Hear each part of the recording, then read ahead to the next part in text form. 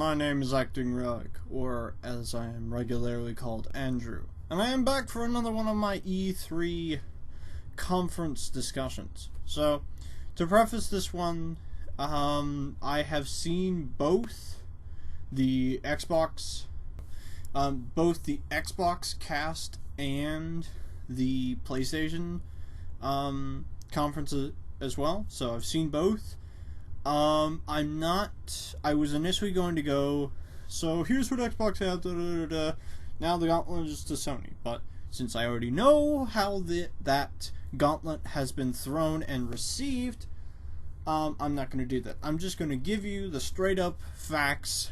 I can probably go over maybe in another video which one I thought was better, so on and so forth. Okay, so let's start out with a couple of holdovers from the last one. So one that is not related, but I thought was important to add in. I didn't know this, but the Mad Max game comes out on September the 1st.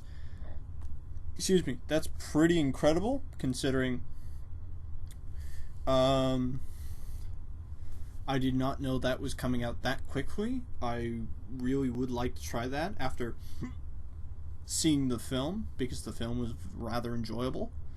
Dishonored 2 is set to release in spring 2016, and apparently you will be able to essentially play the game twice, because you can play the start of it, I believe you play the start of it as Emily, the Empress's daughter, and then you make the choice about, I think they said half an hour in, do you want to play the entire game as Emily still, or play as Corvo? So, 2 playthroughs out of that, which is pretty cool. And I really hope, and they said they each have distinct powers. So Corvo keeps all of his from Dishonored 1, and Emily has all of hers that are very distinct to her. So, that being said, so that's the wrap up of that. One last thing to talk about is the Fallout Shelter game on iOS and whatnot. I have it on my iPad here. It's actually really good. So it's also free. So if you have a smartphone device or an iPad, go grab it. It's a lot of fun, and you can do a lot of cool, fun things with it. You do need to babysit it a level, and it does, if you have notifications turned on, it will ping you constantly with, oh, this is ready, so there's a little bit of hand-holdy babysitting-ness to it, but it's still reasonably entertaining. I haven't run into too many problems with it yet. Like, it can get a little bit, excuse me for a second, I'm just collecting all my things here. Boop, boop. It can get it's a little tedious, and but there's definitely, if you really like to micromanage, this is the game that you're going to have a lot of fun with, and you get to just plan out however. There's definitely a little bit of an incentive at times to go, maybe I should give them some money, but if you just stick with it, and honestly, if you turn off the game and just leave it there, it will essentially play itself and just earn you stuff. So the game is constantly playing. I don't think you can fail the game if you aren't constantly playing. I think it has a state where if you're not playing, it won't trigger random events where if there's like internal fires to your base, cockroach infestation, raiders can invade. I've only had one raider invasion so far, and I quelled it quite quickly because I lucked out and got 2 reasonably good weapons from lunchboxes. And lunchboxes you just earn, you don't have to buy them, so there's no real point in buying them. You can just have them like that. So, anyways, on to Microsoft Conference. So, let's begin with, sadly, the most disappointing thing of all of their conference, Halo 5. And you do not know how painful that is for me to say, because I think I've said it in several videos, but seeing it on camera here, I'm a huge Halo fan. I've played every mainline Halo game. I've played most of the spin-off games, except for I think Spartan Assault is the only one I've never played, just because it didn't really thrill me that much. I've beaten most of them on heroic difficulty. I've read 2 of the books, both by Eric Nyland, because he's my favorite Halo novelist. I own multiple collector's editions. I look at the art. I'm a Halo man. That's what I loved. And I'm also a guy who can defend Halo 4 as a decent game. On all staples across the board. Multiplayer, solo, co-op, and even campaign. Because I actually enjoyed Halo 4's campaign reasonably well. However, the reason that I can say I don't like Halo 5 Guardians is because the thing is, I don't think this is a Halo game anymore. This is Call of Duty Advanced Warfare with a Halo skin over it. Because I was watching, they showed off the campaign trailer where you play as Commander Locke, who is the other side of the story. This is going back to sort of Halo 2 style of doing, you do a bunch of missions as Locke, you do a bunch of missions as Chief, just like in Halo 2 where you did a bunch of missions as Chief, a bunch of missions as the Arbiter. And the Arbiter actually returns in Halo 5, so that's going to be interesting. The one and only thing that's interesting about this game is a bit of the look to it, because you are actually going to, by what the demo show, you are going to the home worlds of certain aliens and taking a look at what it looks like there, and you are also trying to figure out who is the bad guy. Is the bad guy the UNSC for hunting Chief, or is Chief going against orders and being a murderer? So there's story interest here, but I watched the gameplay and it was like, everything you are showing me, I saw in the Call of Duty Advanced Warfare trailer, and I'm like, this is so boring, and the weapon and how you fight and move, it just looks like Call of Duty, and no, I want it to be classic Halo again. They even showed off a new gun, and it's like, that's not a new gun, that's just the plasma launcher from Reach, you know, the one that throws out the 4 stickies. They brought it back, but they made it more tubular and lengthwise instead of a huge arm cannon. I can't do it anymore. It doesn't look that entertaining to me. So yeah, beyond that, there is one. It's mostly story stuff. That's the only thing that's interesting to me. And honestly, with that, I just watch a playthrough where they play it silent and watch all the cutscenes and play it on Legendary. Because all I want to know is about the story and stuff like that. That's all I care about. Multiplayer side of things, we are going full Titanfall with this game, where Titanfall and a little bit more than that, because they're upping it to, you can have a full 24, I'm going to guess it's going to be 12 on 12 battle with AI companions with you. So Titanfalls, you don't have to shoot the other players, you can also shoot the AI players. And they're saying 4 times bigger maps. That's not Halo to me. Like, obviously you need big maps to have vehicle fights and shit like that, but the core of Halo to me is seeing how fast you can loop through the map getting the weapons. That's the real thing for me. And gratefully, I have that. It's called Doom. So I'm just going to ignore Halo 5 except for its core story stuff and just focus on playing Doom instead. So I'm going to have a lot more fun just playing Doom, because Doom is delivering what I want to have. Anyways, on forwards. They showed off a new game called Recore. And I was like, okay, this is kind of interesting. Post-apocalyptic.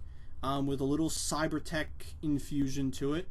A lot of playoff, all the different robots have this core component, this core power source to them. And all the core power sources are interchangeable. So you have a co-op in the trailer, and it was just a CG trailer. It wasn't nothing because they're saying spring 2016 for this game. So we got a while to wait for it. But you start off. What they showed off is you have your main protagonist was shown off as a female protagonist, which is big plus. We need more of those. I'd like to see more female protagonists. It'd be really cool. Yeah. You have a cyberdog with you, which super cool too. Your cyberdog has a blue core.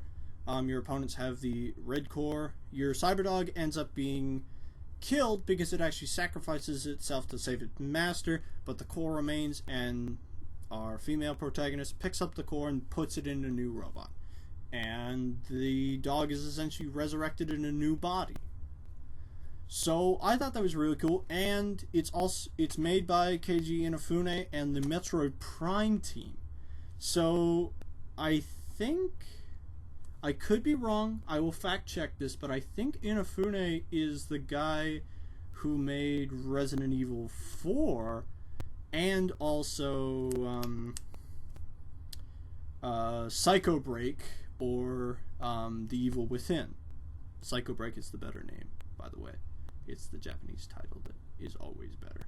And this was the game he actually wanted to make, but he was forced to make The Evil Within. So, I'm excited. It looks cool. We need to see some gameplay before I can really put my best foot forward and say, I want this. Alright. But here comes the big bombshell moment. This was the one that I was like, oh shit. They just prematurely won E3. So what happened was I can't remember who said it, who came out on stage, come out and they say Xbox One is going to be, for holiday this year, backwards compatible. So your 360 titles will be able to work, both your digital ones and your disc ones. So you take the disc, you put it right in. And they showed off Mass Effect 1 gameplay. It looks pretty much the same. It looked a little iffy, but that might be because they're still working the kinks out of it. They say 100 titles for this holiday and many more to come after that. The two confirmed ones, well, I'm going to say the three confirmed ones we have are probably Mass Effect 1, and I'm going to assume they'll add 2 and 3 to that as well. We are also confirming that Rainbow Six Vegas 1 and 2 are confirmed for this holiday as backwards compatible. So obviously they're going to make, well, they might not make the Halo games backwards compatible because they really want to push people towards the Master Chief Collection. So, but that moment I was like, okay, now I can possibly buy one because all my games that I have here can actually work on it. Eventually, at least. And many of the games I play now are just, they're multi-platform and anything else. So, I was really happy to hear that. I hope a lot of people are happy to hear that. And I hope before holiday they put out a list that says this is the amount of games that are, these are the games that are being released on holiday. Backwards compatibility, very good possibility in the future. I hope that obviously prior to holiday they release the list of 100 titles, whatever it be, and some of the really good ones are on there. So, onwards. They showed off the new Elite controller. Now, I'll probably link to this. There's a controller that looks kind of like this, developed by Razer. I can't remember what it's exactly called. So, the new controller, unlike the... Well, give me a second here. So, for example, we have here the normal 360 controller. So, the Xbox One controller has triggers that are full width of that, and they're more triangular faced instead of these thin triggers that are just that. The new Elite has triggers that are thin like this, but it also has on the bottom, it has, I think, 4 pedals that are here. The main thing they showed off with it is these are really going to be really good for playing games like Forza, where you have multiple pedals if you're playing like a really in-depth racing game. The sticks are going to be a lot tighter and a lot better. Your D-pad is completely different. It's no longer even like a up, down, left, right D-pad. It's actually, I think it looks more like an octagonal circle-ish shape, where it's literally, I don't know how it's going to be good for when you're doing like up and down movements if you're toggling stuff, but for fighting games it looks phenomenal because it's going to be the premier way to play games, and then have these buttons up here be your attacks and just do like quarter circles and possibly half circles and even into 360s with it. So yeah, they finally made a controller that I don't hate, because I don't like the Xbox One controller one bit, especially considering that we have the Sony controller that kicks the utter shit out of it. Yeah, so I would rather play with a 360 pad if I could. So now that you're showing me something that looks essentially like this but better, it has a turbo button so that you can shoot faster. I can't imagine how badly that's gonna fuck up MLG, but I bet it is. Okay, sorry about that. I'm going to be switching just to audio now because I think it's going to be a lot easier and a lot less broken, because for some reason my webcam is not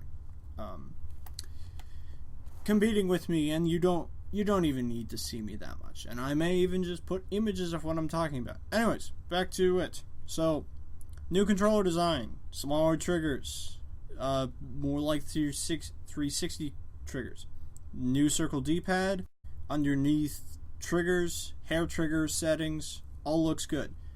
The main project manager of Fallout 4 came out and said, we're really excited to bring Fallout 4 to Xbox One. It's going to be a lot of fun.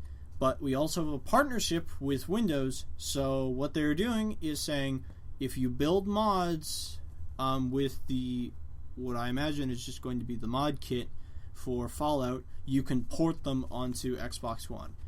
And that's fucking incredible, because that's one thing every PC Bethesda user has held over the heads of console users, is the fact that they can improve their game beyond the original normal specs by just building shit and adding shit in. It's not going to be a launch, and they are going to be porting it over to PS4, so don't lose too much sleep over. Anyways, other releases that were pretty big.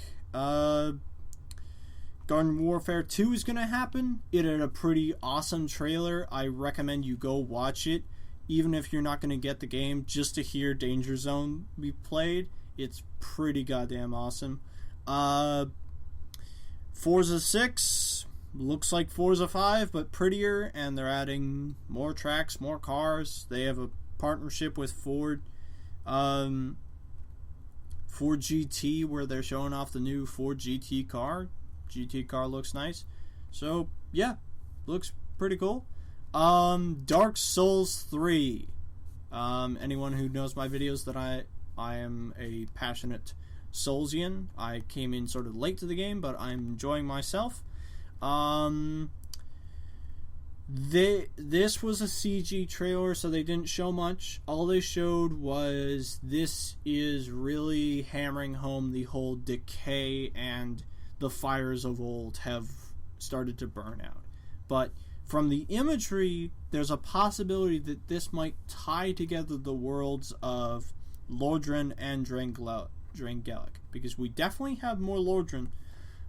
Sorry, not Lordran, Drangelic, because we have an image that looks to be, or it might even be just the homeworld of the giants, because we have something that looks a lot like the Giant Lord from Dark Souls 2. He has a crown, the hollowed out nothing face, and so on and so forth. So it's not a lot to go on, and I bet in future we will get more, but hopefully this is the crossover game between Dark Souls 1 and Dark Souls 2 and bringing those two worlds together. That would be really cool. Let's see. There's a game called Gigantica. I'll probably link to the trailer as well. Looks Smite-ish. Looks like sort of third-person MOBA-ish thing. Cool art style. Looks Pixar-ish with some very cool fantasy design characters. Yeah. Okay, Indie Showcase. So we had the Fulbright Company's game called Tacoma, which seems to be space station exploration, which it looks like the indie version of Alien Isolation, but minus the alien, where you're just exploring this space station trying to figure out what happened to everybody there. There might be aliens. I don't know. There could be. Next up, there was the Aurora 44 game called Ashen. It looks, what I wrote down here is the combination of Dark Souls, that game company's Journey, and Studio Ghibli. So it's got sort of that Ghibli art style to its characters and how it looks. It looks like it's going to have a very Dark Souls difficulty spikes and how you combat. They didn't show too much, and by journey I mean how you're going to be exploring this game. Like, you just wander around and look for things, and how you interact with things. I don't think there's too much dialogue. Also, interestingly enough, when they showed off the character models have no faces. They just literally have no face. It's just blank. They showed off a little bit of Beyond Eyes. Beyond Eyes is the adventure game where you play as a blind protagonist. So you can't see the world, so you can only hear it, smell it, and taste it. So you have to navigate through that.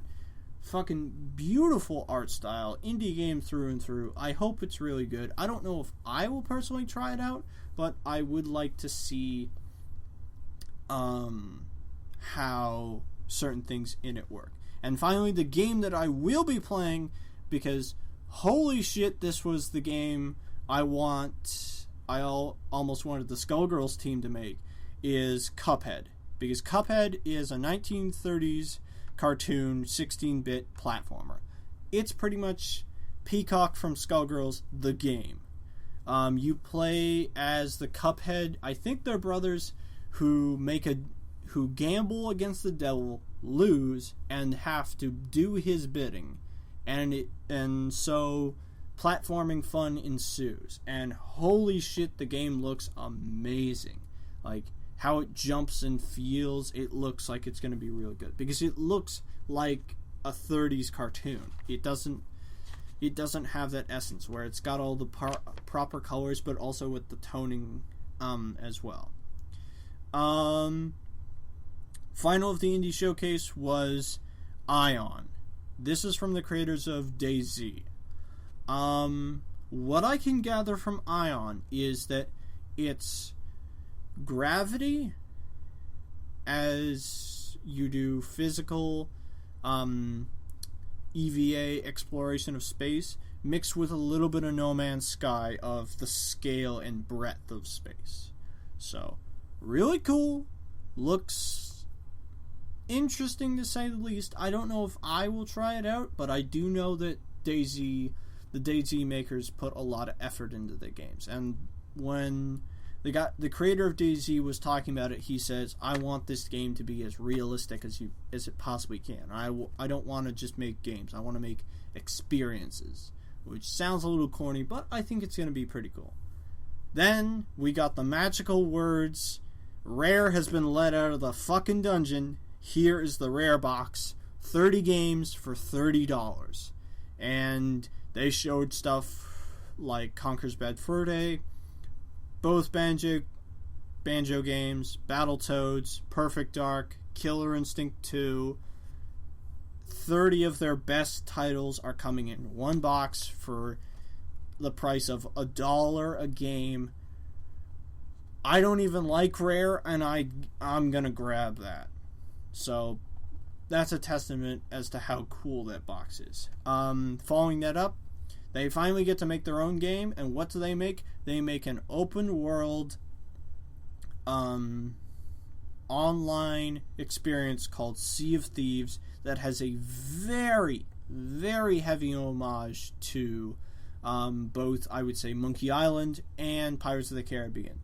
Both of those really heavily honed in here. That's what it feels like. And it looks like a blast. You play with other people on a pirate adventure. You go on, you shoot at ships, you explore islands, you look for treasure, you get attacked by skeletons, referencing the first Pirates of the Caribbean film. Awesome. Then they came out, because this year it's not just about the games, it's also about the hardware, because we are now having the VR titans try and fight each other, with both Oculus doing deals with Microsoft and Sony throwing their hat into the ring with Project Morpheus.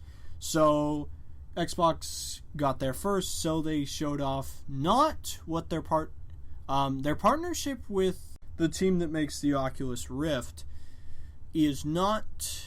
They didn't talk about it too much. They just said that every Oculus Rift that it's now going to be available for purchase comes with an Xbox One controller packaged with it, which is pretty cool.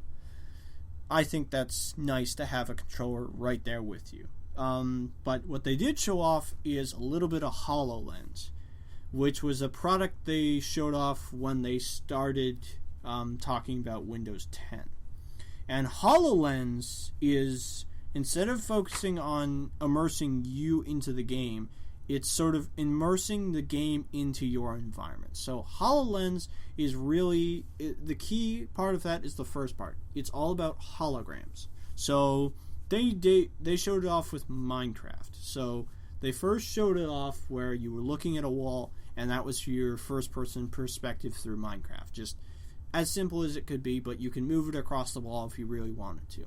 They then changed it up to the person with the HoloLens on looked at a table and said, generate world.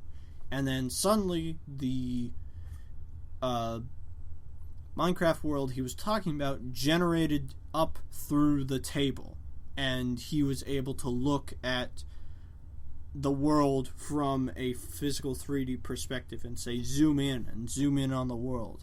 And then you're essentially there to play God, because you have all console commands from there, so you can literally stand above and go lightning strike there, and suddenly throw down lightning on some pigs and turn them into zombie pigmen. I think the best quotes I've seen so far is it's witchcraft, because it looks like witchcraft, and it's probably going to be witchcraft that's not available to us for a very long time, because I was starting to notice how much that thing relies on audio cues, and thinking of another product that used audio cues, i.e. the Kinect, there's going to be some calibration there that you're going to need to do. So they'll come eventually, and when they do, I will stand in awe over the power of them. But until then, they look like wizardry. It looks like wizardry until they physically say here's some, try them out. I'm just going to keep it as they are wizardry, and I can just gawk and stare at them. Simple as that. They are really cool, but I won't say anything until I can physically hold them in my hands, put them on my face, and go, okay, I understand this. So, and to finally close out the Xbox thing, they showed off Gears of War stuff with the Gears collection of Gears 1, 2, 3, and probably, I can't remember the Judgment. That's the fourth one. I think it's just 1, 2, and 3. They're coming to Xbox One with upscaled graphics and upscaled frame rate. Looks good. I've never really been a Gears fan, but if you're a Gears fan, definitely jump in. They showed off a bit of Gears 4. It looks to be a lot darker than the other ones were. Like, not only in tone, but in just lighting, because a lot of it is just it was also centered around a nighttime level where most of it is done by flashlight. So it looks nice, it looks pretty, it looks all the things it should be, but it's nothing that drew me in. It still looks like Gears of War, but that also means it hasn't changed too much. So that's all of Microsoft. The biggest things with that are probably, I'm interested to see what ReCore is. Backwards compatibility in that new controller. Hot damn, you fixed a whole bunch. Well, you fixed a controller that I was angry about, so now you're about level with Sony on controller, maybe above by what it can do. I still do like the PS4 controller a lot more. But that backwards compatibility thing is amazing, and I watched the Sony press conference, and the one thing they never said was we're doing backwards compatibility, so they still have that over them, to say the least. Having the possibility of mods for Fallout 4 is amazing, and most of the other stuff is just I'm waiting on gameplay. So waiting on gameplay for Dark Souls 3, waiting on gameplay for most of this other stuff. The one thing I think they did a little better than Sony's, and I will get to Sony's after this, is just seeing both. Sony is looking towards 2016.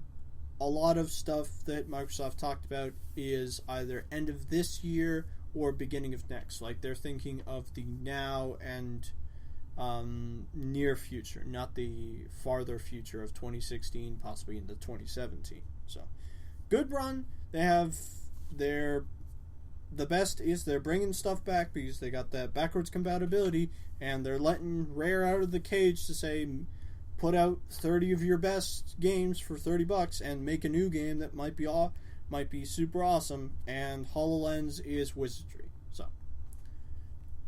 good job, Microsoft. I'll get to in a minute how Sony did. They did a decent job, I'll say that. Anyways, thank you very much for listening, and I will see you guys next time.